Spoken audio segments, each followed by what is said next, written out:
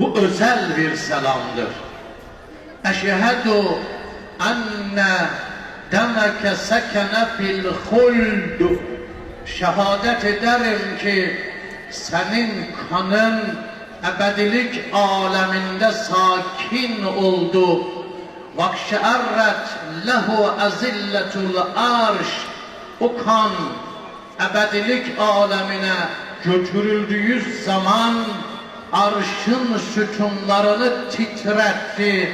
Ve beka lehu cemi'ul helaik. Ve bütün mahlukat onu ağladı. Müminler, Hüseyin aşıkları, İmam Hüseyin aleyhisselam gibi hüccetullah olan 12 imamın altıncısı Cafer-i Sadık, Kur'an-ı Natık, Ebu Hanife'nin hocası, Malik'inin hocası, vasıta ile Şafii'nin hocası İmam Sadık aleyhisselam buyuruyor ki İmam Hüseyin'in kanı ebedilik alemine götürüldü. Bu kanı yerden arşa kim götürdü? Bu kan arşa götürüldüğü zaman arşın sütunları titriyor. Düşünebiliyor musun? Arşın sütunları titrediği zaman bütün mahlukat, bakın mahlukat buyuruyor, sadece insan değil, bütün mahlukat Hazreti Hüseyin aleyhisselama buyuruyor, ağladı.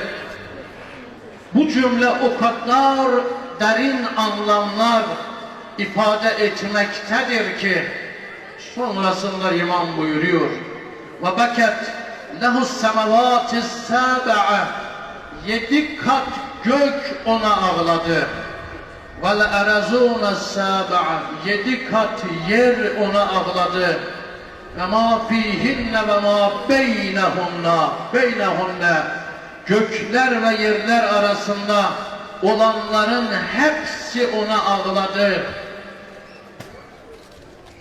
Ve ma yura, gözle görülen şeyler ona ağladı. Ve ma la yura, gözle görülmeyen şeyler de ona ağladı. Ama yeryüzünde 3 zumre ona ağlamadı. Buyuruyor lam tebki aleyhil basretu ve la demişku ve la alu filan. 3 zumre ona ağlamadı. Basra halkı, demiş yani o gün Emevilerin payitahtı, başkenti Şam ve Ali filan ona ağlamadı İmam Sadık aleyhisselam. Müminler, bu cümle üzerinde biraz durmak istiyorum. Huld alemi, üstadların burada ebedilik alemidir. Kur'an'da o alemden söz eder. Halidine fiha huld, ebedilik. İmam Hüseyin aleyhisselamın kanı ferşten arşa, maddeden manaya nasıl götürüldü? İmam Hüseyin aleyhisselamın Aşura gününe baktığımız zaman artık hiçbir yareni kalmamış. Kardeşlerini kaybetmiş, evlatlarını kaybetmiş, 6 aylık yavrusunu bile ellerinde kollarında kaybetmiş. İmam Hüseyin aleyhisselamın dizleri kızgın Kerbela çölü üzerinde, dizüstü yerde bitap düşmüş. Bu anda bir melun İmam Hüseyin aleyhisselamın alnından taşla vuruyor.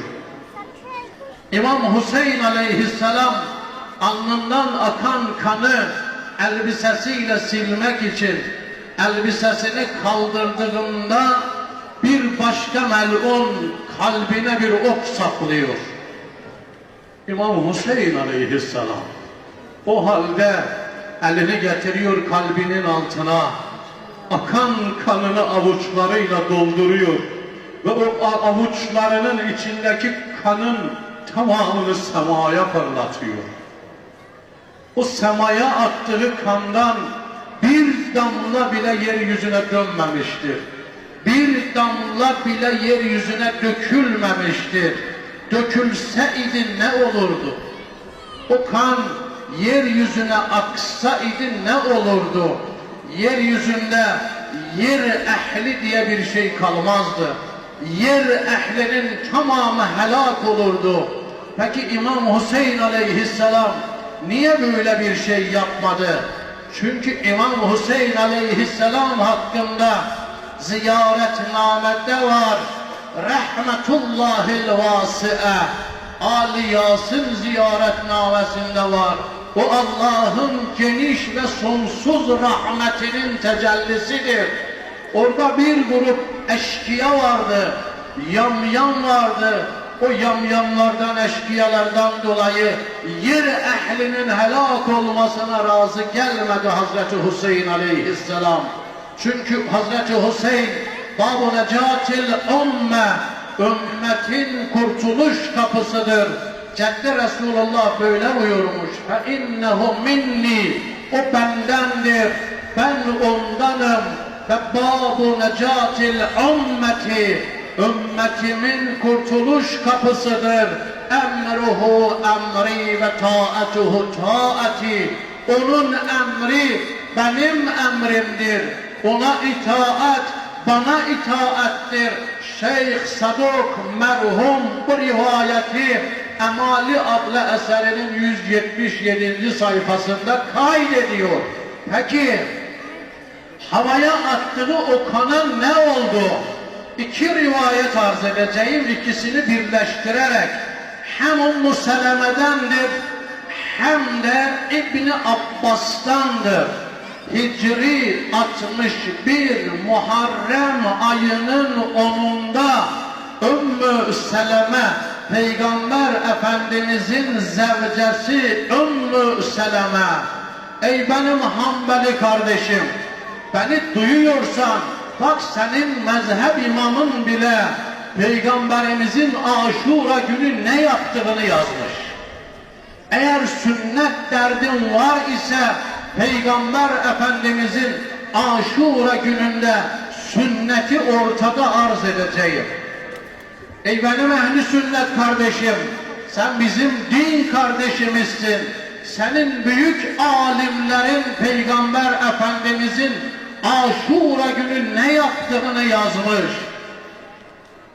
Senden her ne kadar bu gerçekleri gizlemiş, saklamışlarsa da seni Emevi yalanları ile Peygamber Ehl-i Beytinin düşmanlarının uydurdukları hadis altında efsaneleri ile her ne kadar sana Aşura'da tatlı yedirtmişlerse, tatlı dağıttırmışlarsa da gerçekler bu kaynaklarda. Ahmed İbni Hanbel Musned'inde yazıyor, 3. cildinin 168. sayfasında, Haşim Nişaburi Mustedrek-i Hakiminin 4. cildinin 398. sayfasında, İbn-i Asakir tarihinde Bidaye ve Nihaye İbn-i Kesir'de sayfaya kaynağa boğmak istemiyorum ve elimde olan Celaleddin Suyuti Halifeler Tarihi adlı kitabında yazıyor. Bu anlatacağım hadisi, rivayeti, hakikati 186. sayfasını açtığım zaman 3 ilimde uzmandır. Üstadlarım beni bağışlasınlar. Bu alim 3 ilimde uzmandır. Tarihte, tefsirde, edebiyatta uzmandır. 186. sayfasında Peygamberin Aşura günü ne yaptığını burada yazıyor. Ve sadece bu yazmıyor, bunun gibi onlarca tarihçi ve hadis alimi yazıyor. Kısa kısa hemen arz edeyim. Dehaltu ala Ümmü Seleme ve hiye tebki. Ümmü Seleme'nin yanına gittim. Ve bu alim de diyor ki ben bunu Tirmizi'den aldım. Tirmizi 6 sıhhattan biri, ağlıyordu. Fekultu ma yuhkiki. Neden ağlıyorsun? Galet ra'aytu Resulallah fil menam.